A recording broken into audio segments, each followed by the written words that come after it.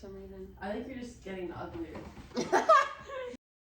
Okay, y'all, welcome back to Timey-Wimey Talks with your girls. I'm Alyssa. And I'm Tyara. So today we have the episode in which we talked previously about in our episode, which Doctor Who villain, character, whatever, would you compare to your ex? Oh, I remember this. We're reviewing The Empty Child. The Empty Child. The Empty Child. Oh, right, because I described my ex as the Empty Child. Yeah. Why did you say again that your ex reminded you of The Empty Child? Well, I think You said, where do I start? You literally took a deep breath. You're like, well, it all started when I was born. No, I'm just kidding. No, because I felt like his mummy all the time, pretty much. He was very needy. He was, and very I wish him the best. Needy. I he really was, hope he he's was doing pouty. better. So maybe that's some bad judgment on my part. No. Maybe y'all shouldn't trust me so much. Maybe y'all shouldn't. Maybe I'm not the best judge of things. But we're here today. We're gonna talk about Alyssa's boyfriend. I'm just kidding. We're gonna just talk about. We're just gonna talk about my him. ex-boyfriend. Yeah. No, we're gonna talk about the episode. Yes. So So the first one is called The Empty Child, and then The Doctor Dances. Yeah. So this is a two-parter. Yes. So this is another another two-parter. We do the work. We do the work for Timey-Wimey Talks. We really do. We do. So this was one that we wanted to do specifically to review like a Christopher Eccleston one because he only had one season. And we didn't give him enough love, and I feel we like don't give him enough love. We rewatch episodes like all the time, and so I was rewatching Christopher Eccleston, you know, in my adult life, and I was like, he's actually really good because he's my cousin's favorite doctor. Oh, is he yes, really? He is, and I was like, I wonder why. And then I talked to somebody else, my friend's brother, little brother, and he said his favorite is either David Tennant or Christopher Eccleston. And I'm like, well, then yeah, he's got to be pretty good. And I love him. As a kid, I didn't love him that much. He was my first doctor when I first started watching Doctor Who. So he was my first doctor. I think it's like hard to say he was my favorite because we only had one season with him. So like the emotional bond that I had with him wasn't as strong as it was with David Tennant, who had, how many seasons did he have? And then 4. Yeah, like no, 3. Yeah, so it's like you had time to build a connection with him. Whereas Christopher Eccleston, the episodes were just really, really, really good. They were really good. They were really good. Yeah. And so it's like he had a really good, solid season. So props to him. He brought the show back. Like he had the job. He had to be good. Bringing the show back. Yeah. Because you know it was on pause. For a while, from classic Who to this new. They had to bring it back from the dead. They had to bring it back, and I think Christopher Eccleston did such a great job.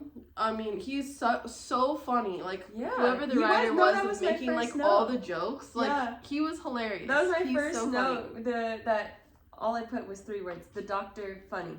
I noted the line where he was like, you know, taking meat from starving children around the around the dinner table, but he was like, what are the cops gonna do, arrest you for starving? And then he's like, I'm looking for a blonde in a Union Jack.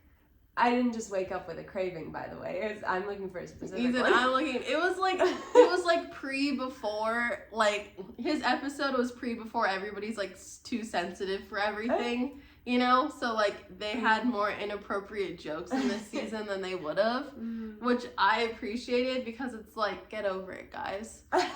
Sorry. Get over it so we can have good Doctor Get over Who. it so we can have some good laughs, some good I content. think about that sometimes. It's not that it's a bad thing that we're moving to be more progressive and more sensitive towards things, but like sometimes I'll listen to like really like misogynistic music, and I'm like a little misogyny as a treat, just as a treat. You're like, oh, it's not. You said, oh, I miss it. You're like talking to your kids, and you're like, oh, I miss being disrespected. It's a good song. Y'all heard "Nasty Dog" by Sir Mix-a-Lot? It's like on TikTok. It's a little popular now, but. I was like, disrespect. It's very disrespectful. Bring back the disrespect. Bring it back. I just think that we all deserve a little misogyny as a treat sometimes. Yeah, and then we had this episode where they, you know, they had the like old kind of like female womanizer jokes. But then we also had this progressive. We see Captain Jack, who is bi, and they made so many bisexual like hints at it. And as a kid, it goes over my head. Oh, for sure. For this whole like thing where they're shoving down bi stuff down your throat. When I was a kid, I look at that, I had no idea that they were throwing that in there. Yeah, I didn't know. Did you? No. When I watched the episode, because I watched this episode when I was like 8 or 10, I didn't know he was bisexual. That's how much it goes over your head as a kid. And they were roommates. We're roommates. Like, what the heck? They're like, we're gonna go to bed. And I was like, okay. Like, sleep over. Sleep well. And they were besties. Like, I just heard you guys fighting last night. Are you guys okay? They're pretty loud when they're fighting. So it's like this whole thing of Doctor Who has always been progressive. It has been really progressive, but this whole thing of like, if we push it too much on them, everybody's gonna turn gay or something, or like we're just pushing gay and like stuff down these kids' throats. But it's like, as a kid, I wasn't even thinking about love. I wasn't thinking about boy-girl stuff. Like, I was terrified of the child in the gas mask. Yeah. Are you my mummy? Yeah. Like, I was more focused on that than the fact that like Captain Jack's trying to bang everybody. Yeah. On the whole show. Didn't realize that as a kid. So it's like, I don't see the whole problem with introducing bisexual, gay characters, queer characters, because it's like, as a kid, you don't even think about that anyways. You're too worried about your Pokemons. Yeah. Or My Littlest Pet Shops. I think the problem, no, My Littlest Pet Shops. I think the problem, at least for me, is where you have LGBT characters or whatever, you have gay characters, bisexual characters, but that is like their whole story. That is like who they are. Yeah, and it's not who they are. Whereas like with Jack, you know, you learn a lot about him. Like, he's very flirtatious. You know, he does the right thing when pushed, like by taking the bomb back on his spaceship or whatever. Yeah. He helped the Doctor and Rose. He grew throughout the episodes. Alyssa's bi. We should talk about that more. That should be your only thing. Should I? That should be. You know what I mean? My other personality traits don't really matter that much. Exactly. To be honest. So it's kind like, of boring sometimes. In shows, you can introduce those topics, but don't make it their only, like, the thing about them. You know? Like, because I'm a lot more than being Mexican. I'm a woman. You are? I have more problems about me. Sorry, my bad. You know what I mean? Realize. Yeah. I like swing a you softball. Like swing? I swing. I bat left-handed. I have a lot of disadvantages other than being Mexican. Disadvantages? Look at the crow. Oh, we had a couple quotes in this episode because yes, they're bringing it back like for the revival or whatever in the early 2000s. A couple quotes that kind of established characterization for the Doctor for people who may not have seen the classic Who seasons before the revival, which i.e. us. Never easy being the only child left alone in the cold. And then Nancy goes, suppose you'd know. And then Doctor says, yes, I do actually. Yeah. And the Doctor says, before this war, I was a father and a grandfather. Now I am neither, but I'm still a doctor. And Doctor goes, I know the feeling. And I just thought that was really good for like, well, when we were kids, you know, we miss it. And when I started watching, at least, I think you showed it to me, but I didn't know that Classic Who was a thing before watching the newer seasons and everything. So you thought you were like all caught up. You said new show, who dis? Yeah, new Who, new show. New show, who dis? Yeah, no, I didn't know that. So it's fun watching it again and looking back and being like, oh, this is really good. And I don't know if, do you remember that exchange between the Doctor and Jack, and he like changed his gun into a banana? Yeah. And he's like, it's a banana grove now. The factory's a banana grove now. I wasn't sure. I was like, could that have been a Classic Who episode? Oh, I don't know. Maybe. Could have. I had a question. I was like, how does the child make the phones ring and the toys and close doors and stuff? Yeah, actually, how does he close doors and like make toys operate? I still don't know. I don't know that either. I guess the nanobots run in a certain frequency.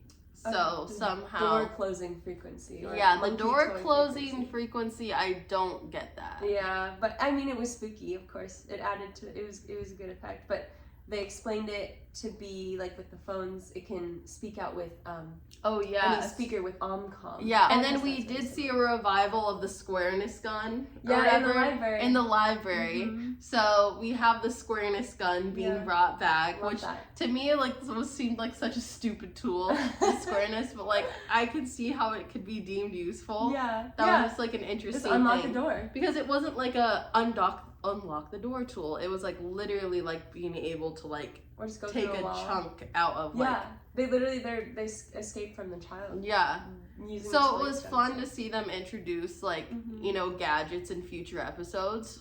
Yeah, no, definitely. But I was like, oh, I'd like to see omcom again, you know, like some of these just little things from like season 1. And there was also they said that the doctor said that he switched off the nanogenes. But I feel like they should be a thing. You know, they heal pretty much everything. Yeah. I feel like they should be a thing. I feel like the doctor never really uses nanogenes to like really heal anything. And you saw them on Jack's ship, and you saw them here in London. Yeah. And then, I don't know, correct us if we're wrong, but you never see them again. Have we? Yeah. Have we seen nanogenes? I feel like they're a really good thing too. So it's like, why would you? Why doesn't the doctor have a room in his spaceship where there's full of a nanogene thing? Right? Like what? We're talking about the TARDIS getting renovated. We should like. Yeah, we should make sure that they have a nanogene room. Yeah. That's something that we add. Write that in your notes, please. I think it's really important. I thought it was interesting. I didn't get the whole gas mask thing, and then I kind of realized now, like going older, I could like actually think about how that happened. So the little boy starts this whole kind of like army of people because he gets too close to the explosion, dies, and the nanobots just see that he has a mask on. They've never seen humans before. So when they're fixing him, they think the gas mask is part of him. I don't know how they got to like, why were they so fixated on the mommy thing, and why did that save? Because run it down for me, because I did not get this. Yes. Okay. So because the little boy, when he died, he was wearing a gas mask and he had a scratch on his hand. So the nanogenes thought that that's how the human race was supposed to be. Yeah. So he's the blueprint. Yeah. So he's like the commander, basically. Like they are all based off of his brain, off of his but stuff. I'm just confused why that healed everything, them hugging. Like why was that the fixing point? Because the nanogenes recognize the DNA between the mother and son. Okay. So they could find out that, oh, the boy came from the mother, mom. So her genes are superior. Okay. So that's how it's supposed to be. Okay. That's how humans are supposed to be. Okay. I get that it's like a big moment, but I don't understand why they couldn't reconstruct the DNA if they're siblings too. Like under that narrative. That she's his sister. Yeah. Maybe, I don't know. I don't know why it was just weird to me that the whole like, are you my mommy thing? Because it was like, she convinced him as a kid that it was her brother. So why was this whole question, this kid always asking, are you my mommy? Like, why wasn't he asking, like, to me it would have made more sense if the kid was like, are you my sister? Like, where's my sister? Yeah. You know what I mean? Like, why did it have to be like a mommy thing? Because like, in my head, the kid, like, never saw his really sister as his like guardian. You know what I mean? So why was it in his head that he's always looking for his mommy? Because the doctor was like, of course a kid would like go through the whole entire world to save his mom. But like in his mind, he never had a mom. Yeah. So like, why was this whole mom thing like a whole weird? Like, maybe it's because he's is it like a fetish? No, I'm just kidding. Maybe it's because he got kind of reduced to a shell of a little boy, right? And what do little boys do when they're scared? They want their mommy. It's a look for their mommy. Yeah. So it wasn't. Also, it was really scary because it's like, are you my mommy? Not like, are you my sister? You know what I mean? Yeah. No, the whole mommy thing was that would be less creepy. So I don't know. I guess like I just don't get the whole I didn't get why it had to be the storyline where she was a girl. Why couldn't she just be her mom then? Like, there's some, like, why did they have to make him their sister and she's pretending? Like, why was that a whole thing? Like, we didn't have to do that, I feel like. But that's, like, the whole episode. So it's like, It kind of did. I feel like it wasn't the whole episode though. Well, because it's like it would have been the same thing if she was like, oh, I guess the whole episode was like her pretending to be like, oh, that's not my.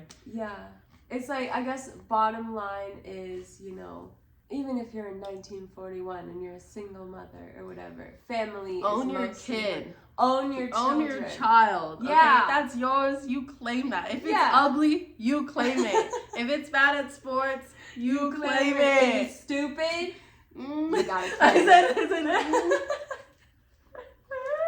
Can't have a stupid one. Have another one. Ain't no way my kids are gonna be stupid. That's what I'm saying. No, I'm just kidding. As long as we date another Whovian, we don't have to worry about having them kids. Yeah, once again, you're trying to find a date on our YouTube channel. I said, yo, what's up? Let's move on. I'm not. Rose and Jack's like little thing in this. Like poor Mickey back at home. Like seriously, poor Mickey. Can we talk about how horrible of a girlfriend Rose is? I know, but dude, it's like... and how good of a boyfriend Mickey is. Like Mickey's like, okay, bye, and Rose is just like hitting on the doctor. Ends up with the doctor, you know, with David, and then tells Jack on the paper, like, I'm in a complicated relationship with my boyfriend, but I'm also available and don't care about fancy free. Yeah, I think that's what it said. Rose, it's not cool. Not a good look for women. But listen, did you do the best stuff when you were 19 either? I wasn't a hoe. Yeah. Sorry. Okay, but still. Look, Rose. We didn't make the best decisions. Okay, but she's 19. Yeah. Like, why was he even taking a 19-year-old being 40 in the first place? But at the same time, Peter Capaldi also did take a younger girl who's just, like, in college. Yeah. Bill, that's true. Al. He was, like, her professor or whatever. So it was, or her like... tutor. Her tutor. I enjoy watching Christopher Eccleston again because you really get to see how much he's changed over the seasons. Like, Rose says that, like, while he's shaving, he cuts himself shaving, doing half an hour on Species. He's cleverer then. And I feel like the doctor now wouldn't do stuff like that, you know? Like, it just shows you, like, how much the doctor has grown over the years and over the regenerations and stuff. And it makes you really appreciate, like, where he came from. We still liked him. And now we still like the doctor. I mean... Each one has, like, an importance to, like, the Doctor Who storyline, which I like. Yeah, it's like how you were talking in the last episode, like, how you grow, or your multiple personalities. Yeah, your multiple personalities. Like, everybody has different personalities in them. Christopher Eccleston was a good one. And what we liked, we didn't really think we'd have so much to say on this episode, and we really don't. It was just genuinely, like, a good, solid episode. It was a really good, solid episode, yeah. And I feel like a lot of Christopher Eccleston's episodes, I don't know if you've, like, recently watched a lot of them, but they're not mostly, like, you know, the whole social, like, life lessons things. Yeah. Like, we do have, like, the whole bisexual theme in this thing, but not super hardcore and heavy. Yeah. But I feel like this first season was more, you know, to try to get the audience engaged in Doctor Who again and bringing in, you know, fun characters, new monsters that were, like, super fun and interesting. Like, the whole gas mask thing, super original, super cool. Yeah, it was really cool. Where it's like when we got everybody hooked on the first season again from classic Who in the transition, now we have more of the, like, in-depth, like, you know, they're taking risks in the writing. Like, you can see the, like, changes in the writing of how they're like, okay, let's include this monster, but, like, let's put a more in-depth, risky storyline where we're, like, you know, putting in themes. Like a teenage mom and the London Blitz and everything. Yeah. No, I think it was a really good episode. I thought it was, or two really good episodes. Yeah, like, really I find it really interesting when villains or whatever, you know, they're not actually villains, and also the fact that they were kind of a hive mind. You know what I mean? Yeah.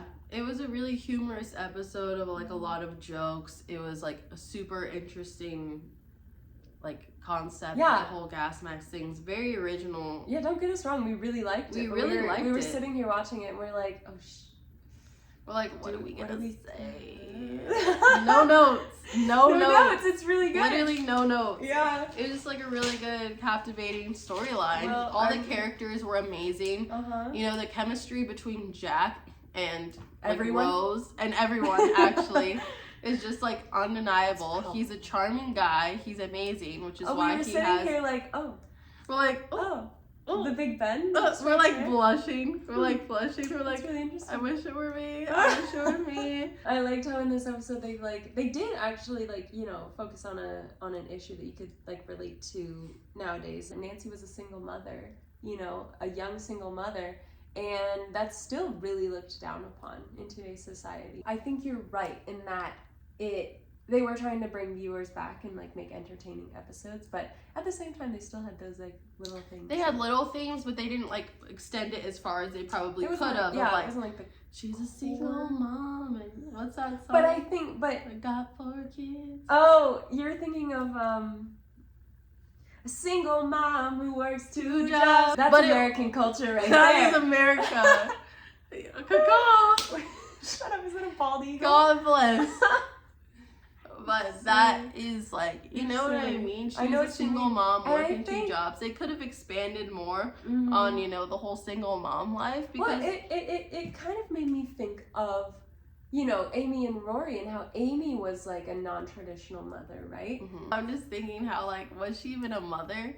She kind of was. I mean, I just watched a clip of her last episode when the angel took her or whatever. But she remember I told you how she grew up with her best friend Mel's, and Mel's was her daughter, Melody Pond. Oh. So she basically raised her, got her out of trouble, stuff like that. So she fulfilled the role of a mother in a different way, with her best friend. Oh. And wait, so Mel's her best friend was her daughter? Yeah. Oh my god, I didn't know that. I told you last episode, but that's okay. I know. But yeah, so Nancy was I really found it admirable how Nancy was taking care of all these kids, the homeless kids, because who looks after them, She was taking it from the richer and giving it to the poor. She was being a mother. She was taking it from the guys that were hooking up with the other guys to get some food, touching willies. Yeah. So you could get so she could get some food for the kids. Yes, and we love that for her. Yeah, we do love taking from the rich and giving to the poor. I rob stores frequently. And do you? I would, but I'm too brown to get caught. That is so true. Also, I don't rob stores. This is don't take that to heart. She robs hearts. Don't talk about it too much. Don't talk about it too much. She's like, let me get into that. But yeah, we really liked this episode. I hope you guys also liked it, or if you didn't like it, tell us why. Yeah. Any questions you guys have about the episode, and what did you guys like about Christopher Eccleston's season, and how do you feel that he got 1 season? I'm not really sure why he got 1 season. I didn't really look into that. He left. I think we haven't seen him again. I think I've heard he's sort of coming around to maybe coming back, but oh, was he really? For a long time, he was I'm never coming back to Doctor Who. Why? I'm never gonna do that. He was so good at it. He was really Why good. was he so bitter? I don't know. Damn, we give you so much love, and for what? For what? And for what? I think it's a tough decision on his part, for sure, but maybe it might have been he was upset because he always kind of got forgotten about. Everyone was always David Tennant, Matt Smith. Yeah, but it's he only did 1 season, so it's obviously forgettable. That's true. I mean, it is a lot of pressure for the actors, because it's it's such a long running show to have the pressure of becoming a doctor and being in that character is just, it's genuinely a lot of work. And, and it's a lot of build up when you have a show that's gone for so long, and you have to really get in the head of not just one character that's consistent the whole time. That's a good one character that has so many different personalities, and you have to make it your own, but while still sticking to the core values of the Doctor, but also each season a different struggle comes up with the Doctor, and that kind of brings out his personality, or something, the Doctor who forgets, the Doctor who regrets, so it's you have to find something to bring in the Doctor, that you want to kind of address in the whole episode of his personality and make it your own. Yeah, exactly. The ending was so cute though, how he's Rose, I just remembered, I know how to dance. I do know. Maybe it was because he was struggling, and then do you think he remembered because she was about to dance with Jack? I don't know. Because that's when it happened. And then I'm like, how did he just remember that he knew how to dance? I don't know. I think he like played a song that he knew, and then he was like, oh, I knew how to dance now. Oh, because he had danced to that song before. Yeah, the river says that like the world's not gonna stop, Doctor, because you don't have dance. Like I kind of like poking fun at him. Like we can have fun sometimes. The world's not gonna end if we just have the fun. Doctor dances, and the Doctor dances. So it's like. But all around, good episode. Good. It's one of the ones that sticks in my mind, and I'm sure that sticks in the minds of a lot of you guys out there.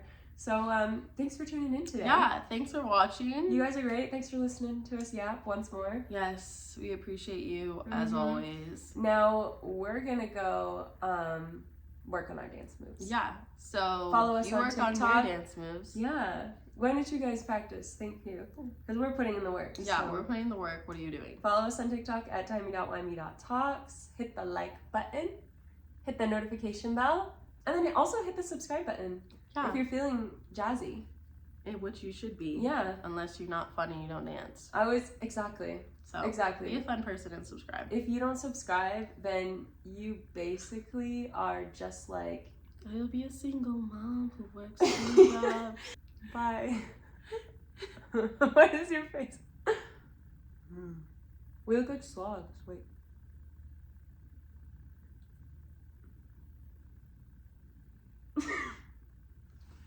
This is too much for me. Okay, we're done.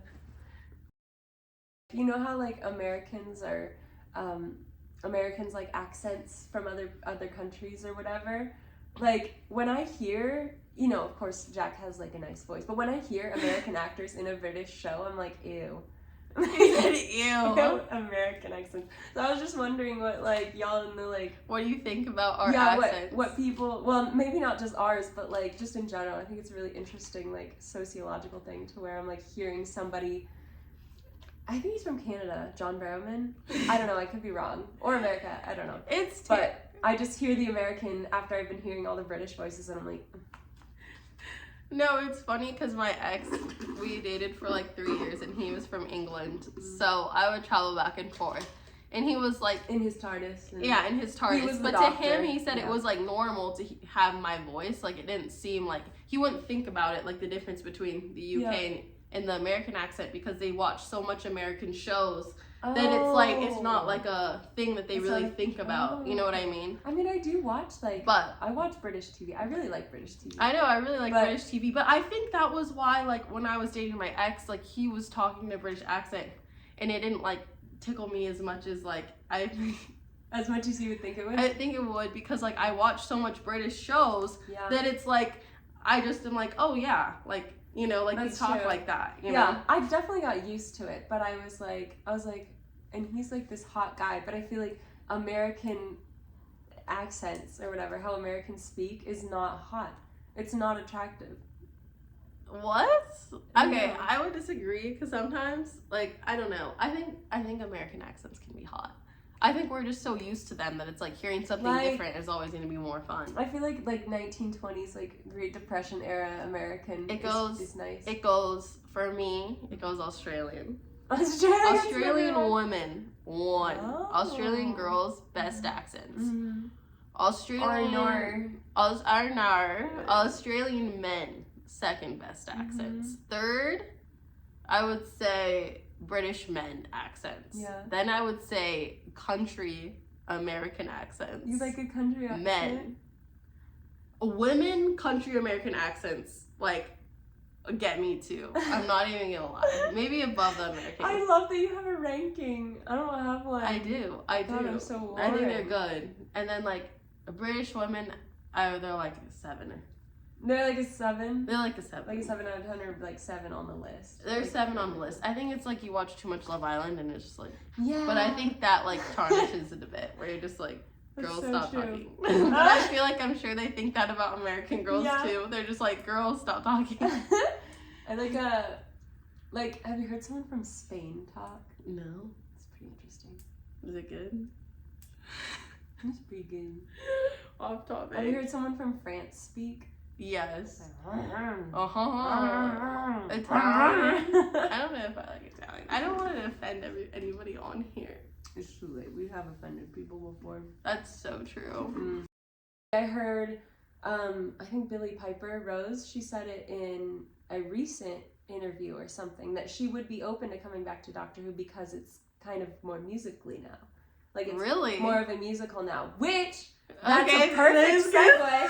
That's a perfect segue because I was like, I like couldn't sleep the other night and I was just thinking about Doctor Who like I do frequently. And I was thinking and I was like, yeah, this musical stuff is like really interesting. It could be an avenue they're trying to head towards, or head down, but I was like, what if it's like Maestro, the god of music, making them do all that, or like the trickster, like playing like tricks on them or something.